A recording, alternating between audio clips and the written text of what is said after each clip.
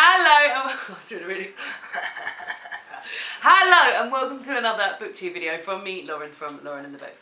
And today I bring to you my June TBR. I can't bloody believe it's June. That means we have a month of what's my favourite book of the year so far, this is how I'm doing with my reading goals, David's going to do his reading goals, we're all going to do our reading goals. So we're almost halfway through the year, which is exciting because it means it's nearly Christmas soon. Anyway, never mind about that. Today I'm talking about my TBR. Now last month I didn't do a TBR because I decided to do something called Mood Reading May, which I invented myself because I've got a brain that invents things like that.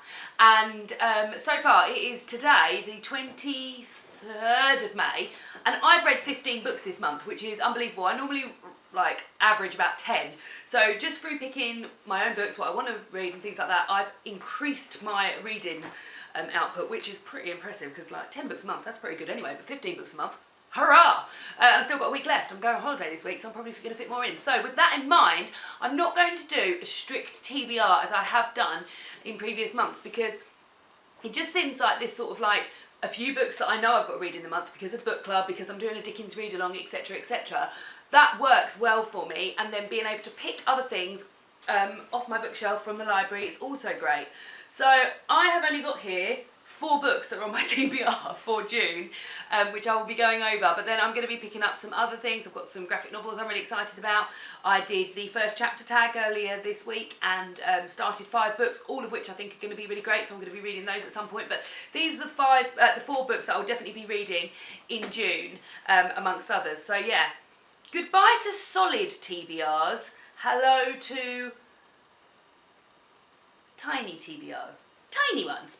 So the first book, as I mentioned earlier, I'm currently partaking in Katie from Books and Things, whose booktube channel I will link down below. She's doing a Dickens along, so we are serialising Our Mutual Friend by Charles Dickens and reading around 40 pages a month from my edition.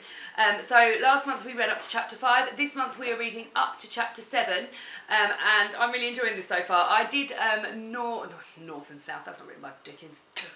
I did Hard Times by Charles Dickens for my A-level and really enjoyed it, and sort of haven't really picked up much Dickens since then, apart from A Christmas Carol, so have been enjoying this. He's so funny, isn't he?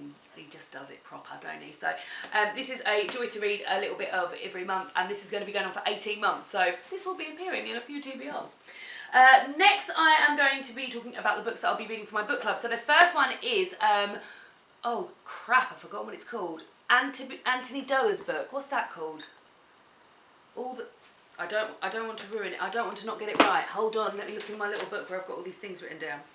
So for my work book club, we will be reading All the Light We Cannot See by Anthony Doerr. So I don't actually have this book with me. I'm hoping to get it out from the library. In fact, I've got to put a request in for that. I don't know what this book is about. I believe it's like a historical fiction, maybe a romance. I've seen some bloody lovely covers of it, so hopefully I'll have a nice cover of it. And yeah, it's quite a popular one. I think it won Best Historical Fiction maybe last year on the Goodreads Award, so I'm looking forward to getting into that. We've just read The Nightingale, which was historical fiction as well, which was quite enjoyable too. Then with my online book club, we will be reading, now I've been told that this cover is crap, but the book is good, and that is I Let You Go by Claire Mackintosh. So this sounds to me, just from looking at the back, looking at the cover, reading this tagline, a tragic accident, a past you can't escape. Something happened in the past, and now we're revisiting it in the future, lots of twists and turns, etc, etc.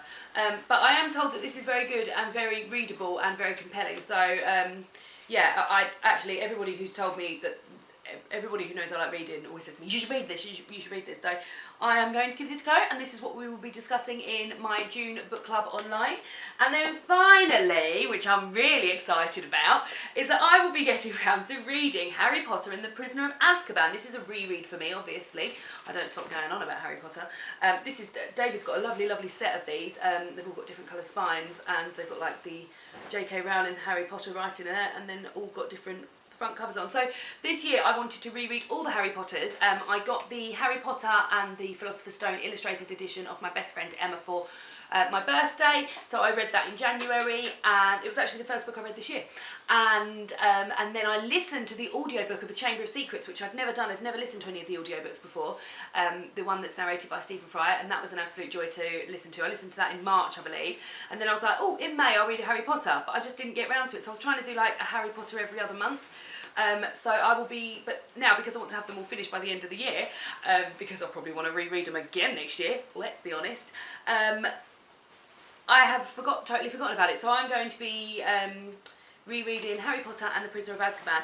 So this isn't like my favourite, but out of the first three, it's my favourite, if that counts. Like, so the ones that I read when I was like a little girl, this I remember thinking, oh god, this is really good, and like loads of good stuff happens in it. And I've just listened to the Witch Please podcast about the film of this and the book of this, so I'm really like in the mood for it, so I'll be reading that in June.